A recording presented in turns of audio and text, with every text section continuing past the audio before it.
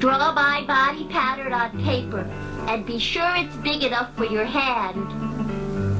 Trace the pattern onto a double thickness of an old towel or any old piece of heavy cloth. Pin the two pieces together and sew them up right on the tracing line. A cardboard circle makes a nice mouth. After you cut out the body, turn it inside out. Draw a line across for my mouth. Only cut one side of fabric. Tape in the cardboard with small overlapping pieces of tape.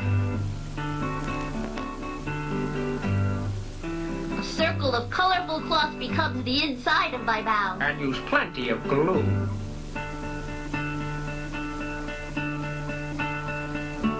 Oh boy, now I can see! Blech, my tongue. Sew on my hands and buttons and anything else that'll make me gorgeous.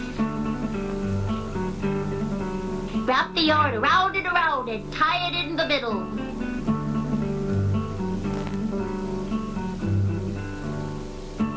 Ah, that's your hair. Use your leftover scraps to stuff my head, but be sure you stuff it above my mouth. Terry's alive! Alive, alive-o!